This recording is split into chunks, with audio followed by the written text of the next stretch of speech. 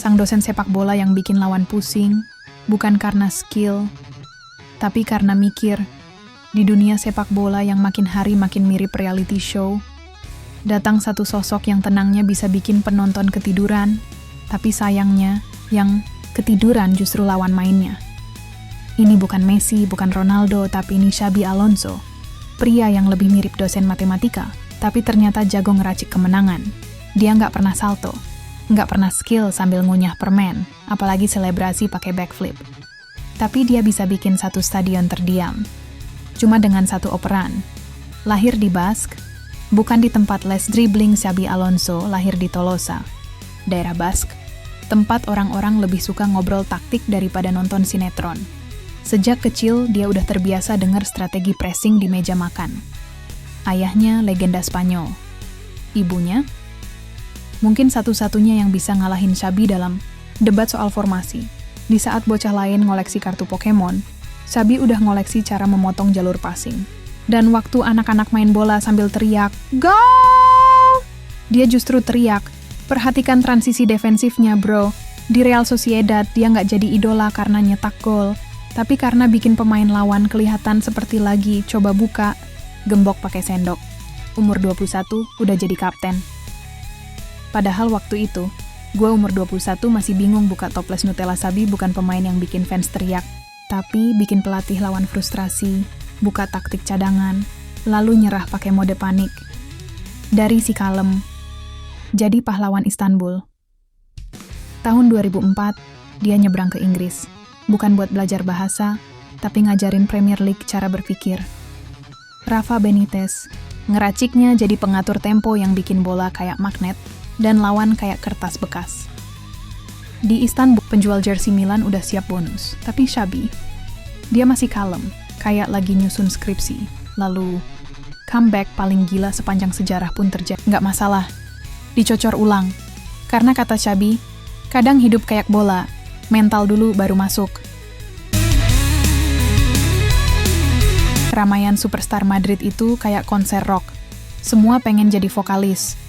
Tapi Xabi, dia main di belakang, jadi drummer, bikin tempo, bikin irama, tapi nggak pernah minta spotlight.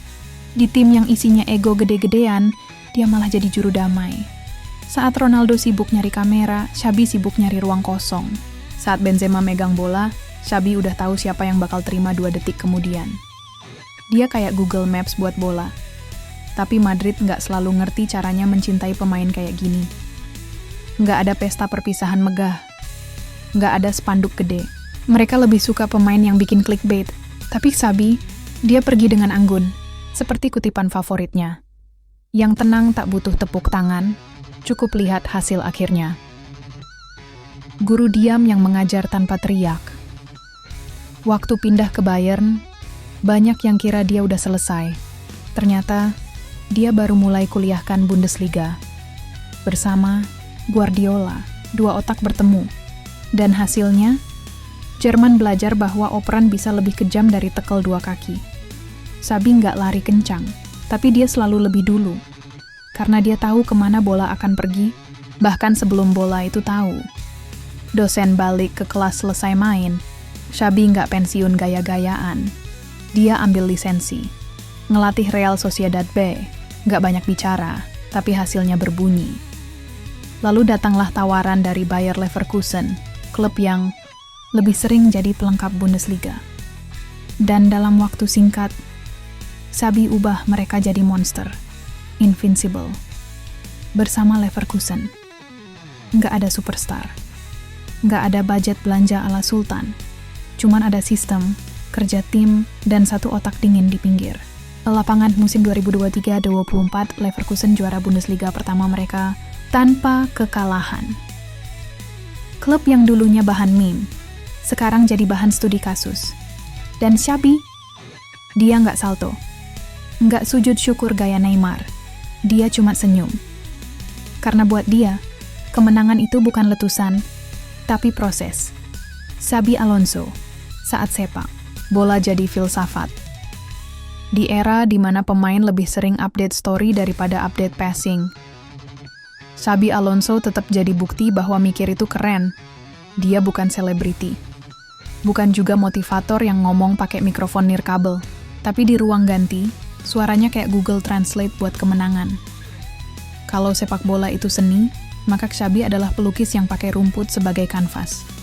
Dan selama masih ada orang kayak dia, kita bisa yakin, sepak bola belum sepenuhnya jadi konten TikTok. Tapi cerita Xabi belum selesai.